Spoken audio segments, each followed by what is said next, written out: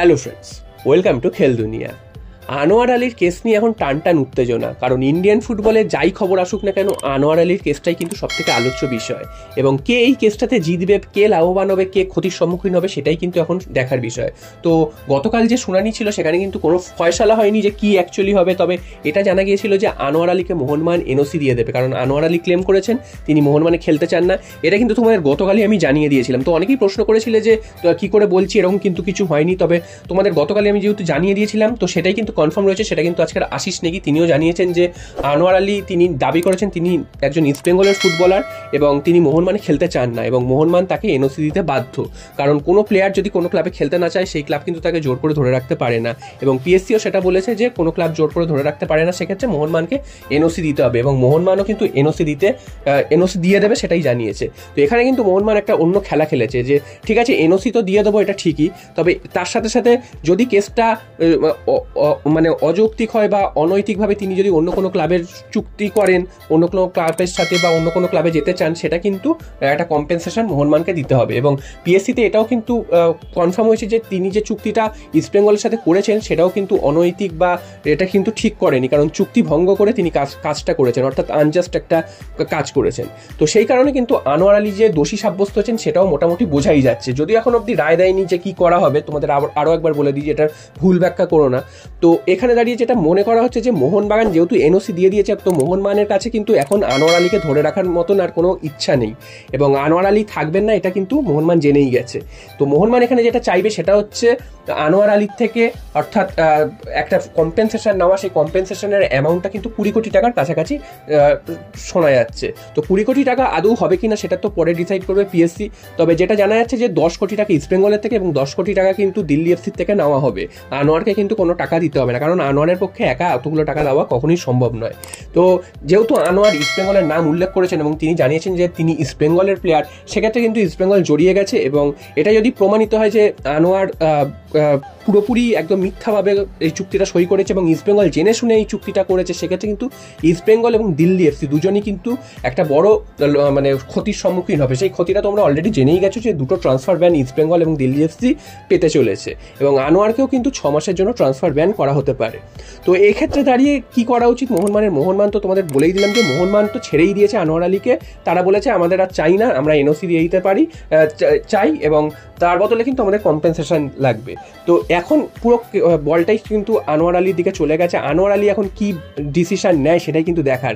আনোয়ার আলী তো বলেই দিয়েছে তিনি ইস্ট বেঙ্গলের প্লেয়ার, তিনি মোহনবাগানে থাকতে চান না, এই অবধি ঠিক আছে। এবার তাকে যে কম্পেনসেশনটা দিতে হবে, সেক্ষেত্রে তাকে যদি ইস্ট বেঙ্গল এবং দিল্লি এফসি সাহায্য করে সেক্ষেত্রে ভালো, তিনি কম্পেনসেশন দেবেন, এবং তারপর যদি তাকে ট্রান্সফার ব্যান খেতে হয় সেই 6 মাসের ট্রান্সফার ব্যান খাওয়ার পর তিনি কিন্তু যোগ দিতে পারবেন, খেলতে পারবেন, এই অবধি ঠিক আছে।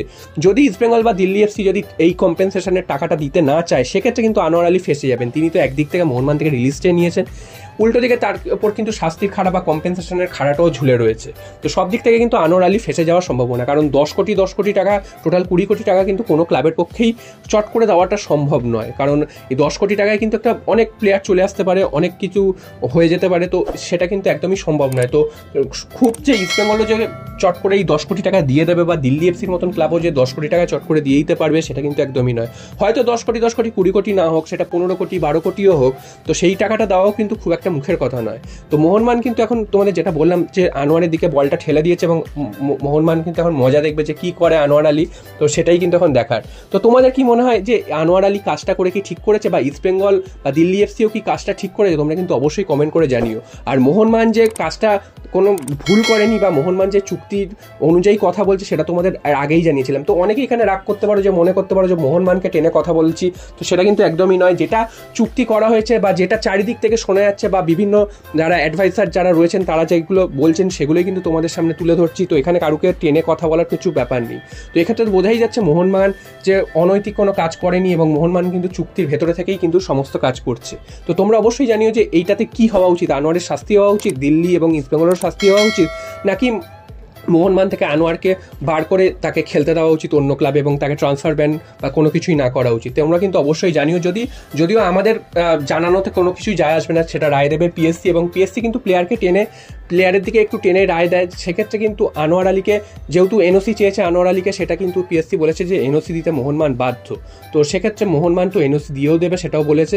তো আনোয়ার আলীর দিকটাও তারা দেখছে। তবে এটাও ঠিক যে আনোয়ার আলী যে আনজাস্ট কাজটা করেছেন, যে চুক্তি ভেঙে তিনি অন্য ক্লাবে সই করেছেন চুক্তি থাকাকালীন, সেটাও কিন্তু একটা ভুল কাজ, সেটাও পিএসসি মেনে নিয়েছে। তো সেক্ষেত্রে আনোয়ার আলীকে কিছু তো শাস্তি দেবে, এবং উল্টো দিকে যে ক্লাবগুলি জড়িত রয়েছে তাদেরকেও কিছু কম্পেনসেশন দিতে হবে। সেটা কি কম্পেনসেশন, 10 কোটি টাকা তো মোহনবাগান চেয়েছে, বা পিএসসি কত ধার্য করে সেটাও কিন্তু দেখার। এবং তারপর কিন্তু দুটো ট্রান্সফার ব্যান, মানে একটা উইন্টার ট্রান্সফার, একটা সামার ট্রান্সফার, তো দুটো ট্রান্সফার ব্যান কিন্তু আরও কিন্তু ক্ষতিকারক হতে চলেছে। তো দেখা যাক শেষ পর্যন্ত কি হয়। পিএসসির রায় কিন্তু আর 1-2 দিনের মধ্যেই পুরো ফাইনাল রায় কিন্তু জানা যাবে। তো এই মুহূর্তে কিন্তু এটা নিয়ে একদম টান উত্তেজনা রয়েছে। যদি মোহনবাগান থেকে তো বেরিয়ে যাচ্ছে আনোয়ার আলী, তো মোহনবাগান সেই জায়গায় কোন ভারতীয় প্লেয়ারকে নেবে সেটাও একটা দেখার।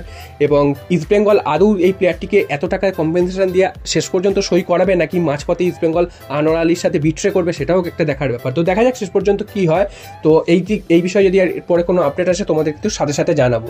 এরপর চলে আসে আরও একটা খবর, সেটা হচ্ছে মোহনবাগানের আজকের প্র্যাকটিসে কিন্তু যোগ দিয়েছেন গ্রেগ স্টুয়ার্ট। তোমরা জানো যে গতকাল মধ্যরাত্রিরে কিন্তু তিনি চলে এসেছিলেন শহর কলকাতায়, তাকে স্বাগত জানাতে হাজির ছিলেন প্রচুর মোহনবাগান সমর্থক বিমানবন্দরে। এবং আজকের সকালবেলায় তিনি কিন্তু মোহনবাগান প্র্যাকটিসে এসেছেন এবং মোহনবাগান প্র্যাকটিসও করেছেন।